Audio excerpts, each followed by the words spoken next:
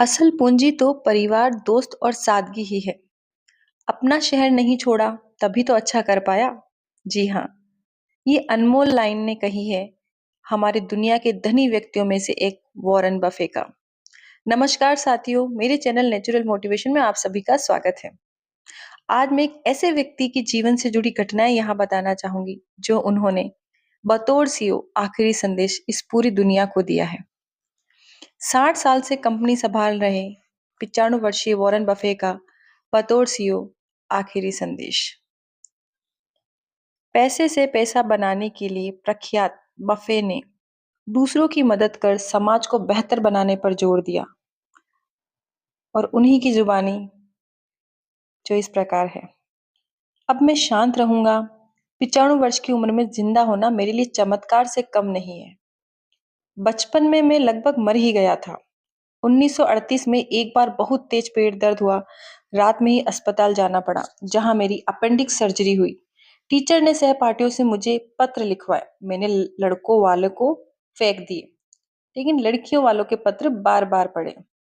1958 में मैंने ओमाहा में पहला और एकमात्र घर खरीदा।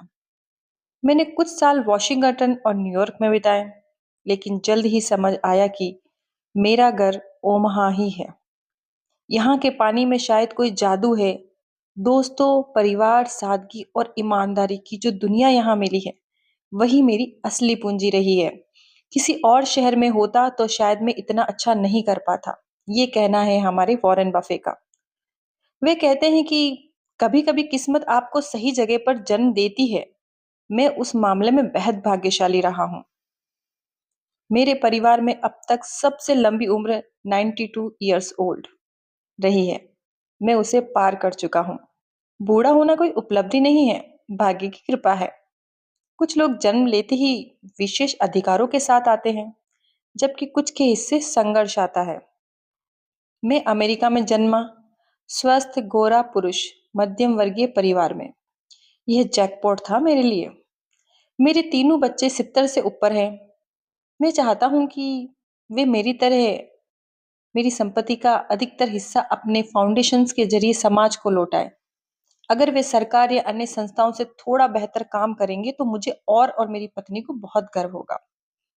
नए सीईओ ग्रेग एबल को उन जोखिमों की पहचान है जिन्हें कई अनुभवी सीईओ नजरअंदाज कर देते हैं। मैं भी कई बार ऐसे हालात में समय पर कदम नहीं उठा पाता। एक बार सुधार के नाम पर कंपनियों से कहा गया कि सीईओ और कर्मचारियों के वेतन का अनुपात सार्वजनिक करें, पर इससे पारदर्शिता नहीं, ईर्ष्या बढ़ गई। आप गलतियों से मत डरिए, उनसे सीख कर आगे बढ़िए।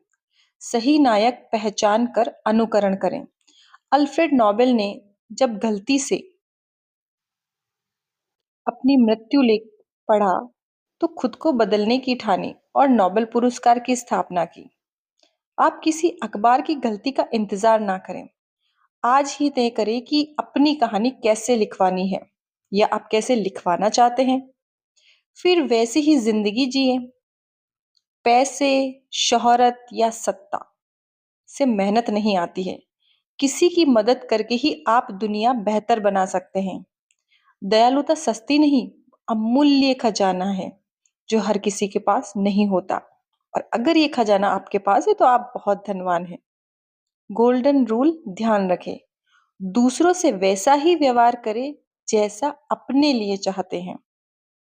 सफाई कर्मी भी उतना ही इंसान है जितना चेयरमैन है।